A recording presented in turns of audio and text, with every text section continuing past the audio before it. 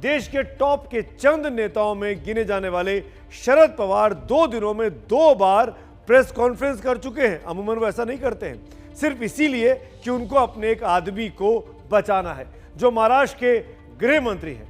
वक्त की ढलान पर राजनीति किस कदर फिसलती गई इसको आप समझ सकते हैं।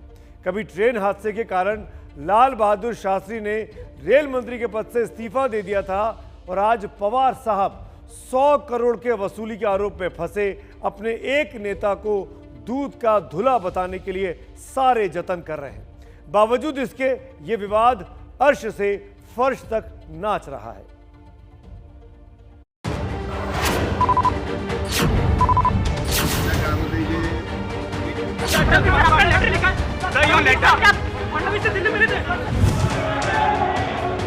मैं देख रहा हूँ महाराष्ट्र के सांसद भी नहीं समझ सकता हूँ, वीरवार में उठाएंगे। आज तक देश ने ये देखा कि आतंकवादी बम लगाते हैं, लेकिन आप पुलिस ही लगा रहे हैं। समय में ये एलिगेशन किया था वो सिर्फ अनिल देशमुख हॉस्पिटलाइज से ऐसे जो कुछ डिमांड है इस डिमांड को कोई ताकत नहीं रही। महाराष्ट्र में मुख्यमंत्री जी के ही बोलने के कारण ये सब प्रकरण चल रहा है। इस लेटर बॉम्ब में जो कुछ लिखा है उस बारे में खुद अनिल देशमुख जी ने भी कहा है तो उनकी जांच हो जाए। ऐसी कौन सी मजबूरी है कि महाराष्ट्र सरकार उस खत के आधार पर एफआईआर नहीं ले रही?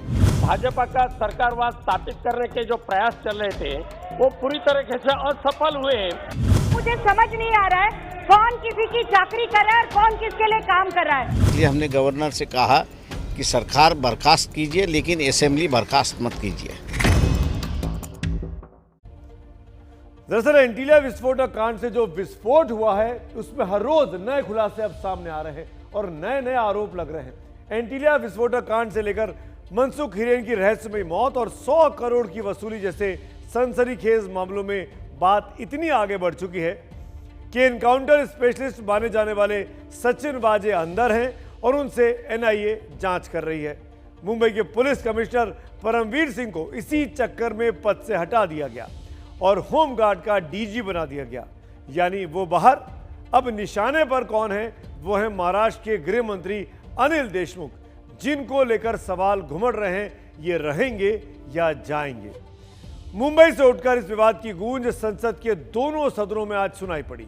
इस गूंज में अगर सियासत है तो सत्ता पर वसूली के लगते आरोपों से आपका आहत विश्वास भी। महाराष्ट्र के गृह मंत्री के भविष्य पर चर्चा हिंदुस्तान की संसद में हो रही थी।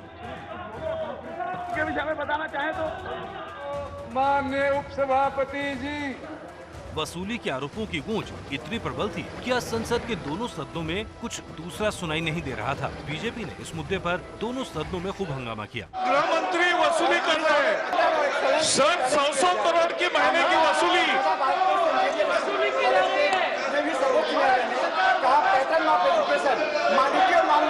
आज तक देश ने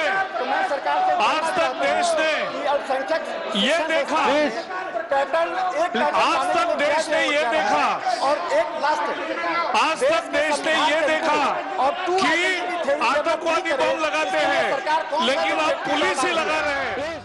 लंबे समय तक महाराष्ट्र से नई दिल्ली तक बीजेपी और शिवसेना सियासी हमसफर रहे, लेकिन महाराष्ट्र के ताज ने इनके रास्ते अलग कर दिए। शिवसेना ने कांग्रेस और एनसीपी के साथ हाथ मिलाकर सरकार बना ली। अब उद्धव के गृह मंत्री पर वसूली का संगीन आरोप लगा तो इसी आरोप की तलवार से बीजेपी उद्धव सरकार का सर कलम करना चाहती है। सर, ये 3 पहियों की सरकार है, एक पहिया दूसरे के साथ चल नहीं रहा है। महाराष्ट्र में ये सवाल उठाया जा रहा है कि आज एक डीजी लेवल के आईपीएस ऑफिसर जब कह रहे हैं कि एक एपीआई को 100 करोड़ महीने की वसूली करने कहा जा रहा है, तो आप उसका गणित करेंगे 100 करोड़ इंटू 12 महीने, मतलब आप सोचिए 1200 करोड़। और उसके बाद आने वाले 5 साल जब एक एपीआई से 6000 करोड़ की अपेक्षा हो रही होगी, तो आप सोचिए राष्ट्रवादी कांग्रेस पार्टी एनसीपी के गृह मंत्री और कितने एपीआई से पैसा वसूल करना चाहते हैं, ये भी बहुत सवालिया निशान खड़ा रहता है। 100 करोड़ की उगाई केवल मुंबई जैसे शहर में, और शहरों का क्या हाल होगा और शहरों का आंकड़ा क्या है?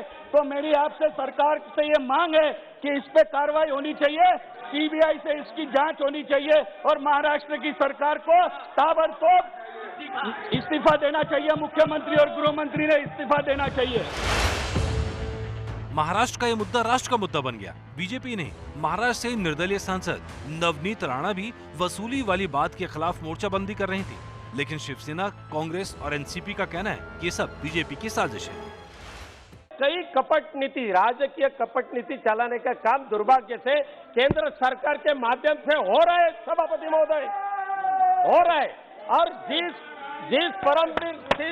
परमवीर सिंह का लेटर का उल्लेख लेकर आज यहाँ जीरो में बात करने का आपने मौका दिया, सभापति महोदय, ये परमवीर सिंह है कौन? मुंबई के उस वक्त के रुबेरो कमिश्नर, उन्होंने बताया ये परमवीर सिंह ये राजकीय अड्डा चलाने वाला एक आदमी है। जिस तरह से शिवसेना के बारे में बात करें, 25 साल उनके साथ अच्छा संस्था, आपका बहुत अच्छा रिश्ता रहा। 25 साल के बाद जिस तरह से आज उद्धव जी पे अटैक हुआ, मैं सोचती दंग रह गई कि 25 साल के बाद ऐसा क्या हो गया कि इतना अटैक, पर्सनल अटैक करते गए। Anyway, this is a U turn सरकार, so this is one more U turn I guess. सत्ता की सियासत कई बार साजिश के दरवाजे तक पहुंचती रही है। एंटीलिया कांड के बाद से मुंबई में जो कुछ हो रहा है वो बता रहा है राजनीति कैसे सत्ता का हुक्म बजाने लगी है।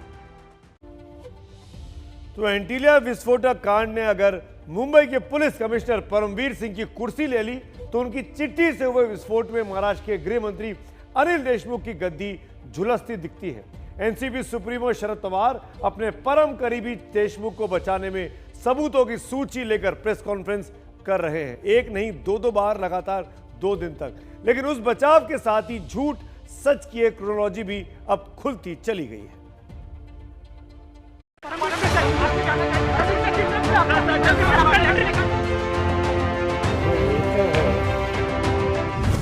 एक गृह मंत्री जिस पर उसके ही मातहत आने वाला पुलिस अधिकारी सीधा आरोप लगाता है कि गृह मंत्री जी को 100 करोड़ रुपए महीने का हफ्ता चाहिए था, और जिसकी गूंज मुंबई की गलियों से उठकर संसद तक पहुंच जाती है। मुख्यमंत्री जी के ही बोलने के कारण ये सब प्रकरण चल रहा है, बाकी कोई इसमें इन्वॉल्व नहीं है। किसकी ट्रांसफर कहां से करनी है, किससे खंडनी वसूल करनी है। अगर सिर्फ मुंबई से 100 करोड़ वसूली अगर महीने की होती होगी तो पूरे महाराष्ट्र से मंत्री वसूली कर रहे हैं और मुख्यमंत्री चुपचाप बैठे। कहां ले जाओगे महाराष्ट्र को? बैठे, सिर्फ क्वेश्चन आवर, क्वेश्चन नंबर 271, कोई चीज रिकॉर्ड पे नहीं जा रही है, प्लीज। गृह मंत्री देशमुख को बचाने क्यों आए पवार? महाराष्ट्र के गृह मंत्री अनिल देशमुख पर मुंबई पुलिस के पूर्व कमिश्नर और मौजूदा होमगार्ड डीजी परमवीर सिंह के लगाए आरोपों ने मुंबई के सियासी गलियारों में सुना मिला दी है। मुख्यमंत्री को लिखी अपनी चिट्ठी में परमवीर ने यह भी आरोप लगाया कि इसके लिए गृह मंत्री देशमुख ने एंटीलिया कांड में फंसे सचिन वाजे से अपने घर पर मुलाकात की थी। लेकिन ऐसे संगीन आरोपों पर देशमुख के बॉस ने कहा, सब झूठ, देशमुख तो अस्पताल में कोरोना से जंग लड़ रहे थे। सीधी बात ये साफ हो गई कि जिस समय में ये एलिगेशन किया था वो सिर्फ अनिल देशमुख हॉस्पिटलाइज थे। ये बात साफ होने के बाद ऐसे जो कुछ डिमांड है, इस डिमांड को कोई ताकत नहीं रही। क्या देशमुख को बचाने में पवार झूठ बोल रहे हैं? इधर पवार की प्रेस कॉन्फ्रेंस खत्म नहीं हुई कि बीजेपी की आईटी सेल सक्रिय हो गई। बीजेपी के आईटी प्रमुख अमित मालवीय ने ट्वीट कर दिया। ट्वीट एक वीडियो के साथ ये दावा करते हुए किया कि शरद पवार झूठ बोल रहे हैं। शरद पवार का दावा है कि अनिल देशमुख 5 से 15 फरवरी के बीच अस्पताल में थे और 16 से 27 फरवरी तक क्वारंटीन में, लेकिन 15 फरवरी को अनिल देशमुख तो प्रेस कॉन्फ्रेंस कर रहे थे। कितना सरासर झूठ। अब आप उस वीडियो को देखिए जिसे अमित मालवीय ने ट्वीट किया। अमित मालवीय सच बोल रहे हैं या अनिल देशमुख? इस वीडियो पर अनिल देशमुख ने जवाब दिया कि उन्होंने सिर्फ पत्रकारों से बात की थी और फिर अस्पताल से क्वारंटीन होने के लिए अपने घर चले गए। कोविड झाल्यामुळे मी नागपूरच्या अलेक्सिस हॉस्पिटलला 5 फेब्रुवारी ते 15 फेब्रुवारीच्या दरम्यान त्या हॉस्पिटलमध्ये ऍडमिट होतो। 15 फरवरीला माझा त्या हॉस्पिटलमधून डिस्चार्ज झाला। होम क्वारंटाईन झालो ते 15 फेब्रुवारी ते 27 फेब्रुवारीपर्यंत मी होम क्वारंटाईन होतो। आणि 28 फेब्रुवारीला मी घराच्या बाहेर पहिल्यांदा सह्याद्री गेस्ट हाऊस जे मुंबईचं मीटिंगला गेलो. किस झूठ को बेनकाब करने सुप्रीम कोर्ट गए परमबीर? अभी शरद पवार के वार पर अमित देशमुख पलटवार कर ही रहे थे कि परमबीर सिंह सुप्रीम कोर्ट में चले गए. परमबीर ने मुंबई के पुलिस कमिश्नर से होमगार्ड विभाग में तबादला किए जाने के खिलाफ सुप्रीम कोर्ट में याचिका डाली है. परमबीर ने उन सभी आरोपों की जांच कराने की मांग की है जिसका जिक्र उन्होंने उद्धव ठाकरे को लिखी चिट्ठी में किया. परमबीर ने अनिल देशमुख पर लगाए गए आरोपों की सीबीआई जांच की मांग की है. देशमुख को बचाना पवार की मजबूती या मजबूरी? अब अगर देशमुख पर इतने संगीन आरोप लग रहे हैं तो इसके बावजूद एनसीपी सुप्रीमो शरद पवार देशमुख को बचाने में लगे हैं, तो इसके पीछे क्या वजह हो सकती है? क्या शरद पवार की किसी दुखती नब्ज पर देशमुख का हाथ है जो उनको बचाने में खुद पवार को मोर्चा संभालना पड़ा? सवाल ये भी है कि मुंबई में मुख्यमंत्री उद्धव ठाकरे से उनके घर पर पवार की क्या बात हुई थी? क्या उस बातचीत में ये मसौदा भी था कि उद्धव ठाकरे परमबीर को हटाएंगे और पवार देशमुख को हटाकर किसी और को गृह मंत्री बनाएंगे? परमबीर सिंह की भूमिका पर क्यों उठ रहे सवाल? इन सवालों का कोई जवाब फिलहाल मिलता नहीं दिख रहा. लेकिन एक साल तक शानदार जुगलबंदी में काम करने वाले अनिल देशमुख और परमबीर सिंह आज एक दूसरे का झूठ सच बेनकाब कर रहे हैं, तो इसके पीछे क्या है? एनसीपी का आरोप है कि परमबीर तो बीजेपी से मिले हुए हैं. कहीं ना कहीं सरकार को बदनाम करने के लिए कदम उठाया गया. परमवीर सिंह जी दिल्ली गए, किससे मिले, कब मिले, इसकी जानकारी पूरी हम लोगों को है. समय आने पे वो चीज़ें बताई जाएगी. हमें लगता है कहीं ना कहीं सरकार को बदनाम करने के लिए ये चीज़ें हो रही हैं और जांच में सब चीज़ें सामने आएगी. सुशांत सिंह राजपूत की आत्महत्या वाले मामले से लेकर टीआरपी घोटाले तक देशमुख और परमबीर बिल्कुल एक जुबान बोलते थे. लेकिन एंटीलिया विस्फोटक कांड में महाराष्ट्र की राजनीति को ऐसे विस्फोटक मोड़ पर लाकर खड़ा कर दिया जिसमें परमबीर के आरोपों के वार से देशमुख की कुर्सी टूटती नजर आ रही है. बीते करीब एक साल से देशमुख और परमबीर एक साथ एक टीम की तरह काम कर रहे थे, लेकिन इस एक हफ्ते के अंदर अब दोनों एक दूसरे को झूठा साबित करने में लग गए हैं. एंटीलिया केस में रोज कई नए खुलासों के बाद महाराष्ट्र की राजनीति 4 हिस्सों या कहिए कि 4 पार्टी के हिसाब से 4 हिस्सों में बंट गई है. हर पार्टी अपना हित देखती है और अपने हितों के मुताबिक रणनीति बना रही है. एक तरफ एनसीपी है जिसके पास उद्धव सरकार में गृह मंत्रालय है और जिसके गृह मंत्री अनिल देशमुख की गद्दी खतरे में है. एनसीपी का टारगेट है किसी भी कीमत पर अपने गृह मंत्री को बचा लेना. दूसरी तरफ कांग्रेस पार्टी है जिसके मंत्रियों का नाम एंटीलिया केस में नहीं है, लेकिन महाराष्ट्र सरकार में वो भागीदार है. उस कांग्रेस पार्टी का भी टारगेट यही है कि सरकार बची रहे ताकि वो अपने काम करवाते रहें. तीसरी तरफ है शिवसेना जिसके मुख्यमंत्री हैं उद्धव ठाकरे, जिनकी सरकार इस वक्त दांव पर लगी हुई है और शिवसेना का टारगेट है किसी भी कीमत पर मुख्यमंत्री को बचाना, बेदाग रखना. और चौथी तरफ है शिवसेना की पुरानी सहयोगी यानी आज की विरोधी पार्टी बीजेपी, जो परमवीर के बाद अनिल देशमुख पर अब निशाना लगा रही है, जिसका असली टारगेट उद्धव सरकार को गिराना है. ऐसे में हर पार्टी अपने दांवपेच खेल रही है. उसके चलते कोरोना से पीड़ित महाराष्ट्र इस समय सच झूठ की राजनीति से भी पीड़ित है.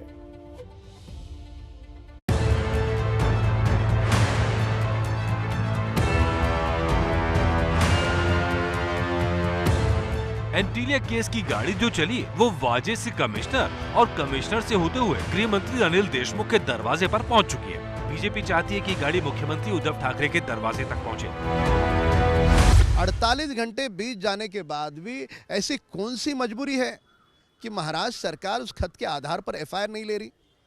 हम चाहते हैं कि सरकार उस खत के आधार पर एफआईआर ले.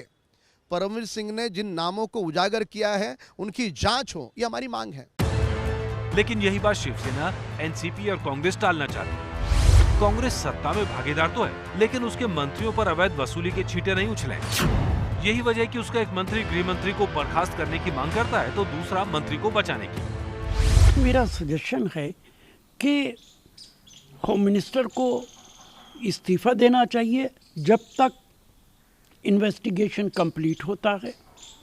किसी हाई कोर्ट के जज या सुप्रीम कोर्ट के जज से इसका इन्वेस्टिगेशन कराना चाहिए। ये पूरी तरह से भारतीय जनता पार्टी का षड्यंत्र है जो माहौल खड़ा किया है, इसमें कोई दो राय नहीं। निश्चित तौर पर जो केंद्रीय जांच एजेंसियां हैं, इनका दबाव भयंकर होता है, अधिकारियों के ऊपर होता है, अधिकारियों को इन्फ्लुएंस किया जाता है, डराया जाता है, ये सभी चीजें पहले हो चुकी हैं।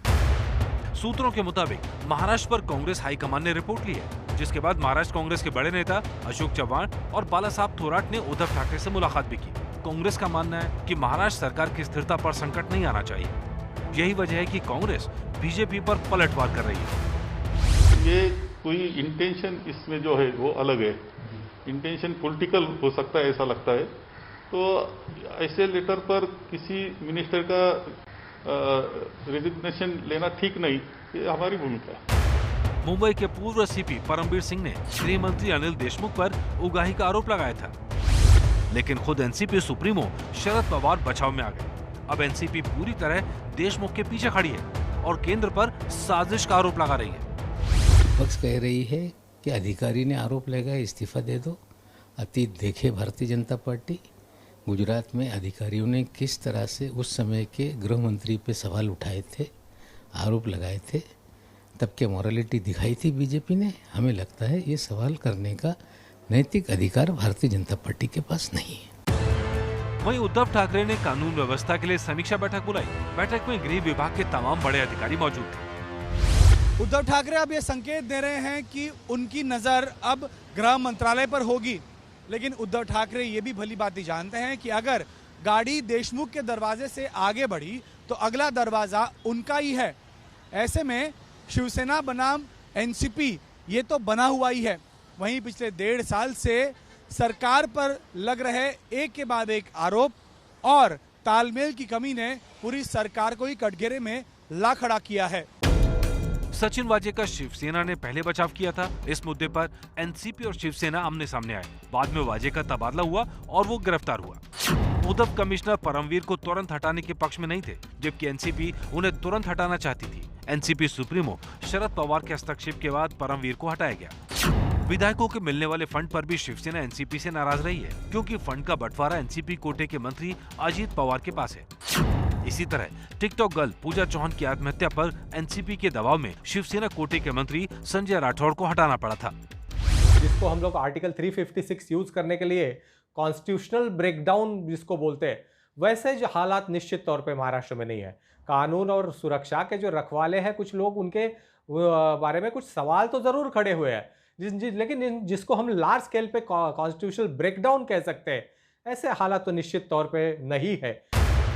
लेकिन सत्ता की मजबूरी ऐसी है कि एनसीपी का गृह मंत्री कटघरे में है, तो शिवसेना को बचाना पड़ रहा है। और उद्धव पर आरोप है तो एनसीपी उद्धव की तरफ से बैटिंग कर रही है। लेकिन बीजेपी इसी मुद्दे पर एनसीपी, कांग्रेस और शिवसेना की सरकार का शिकार करना चाहती है।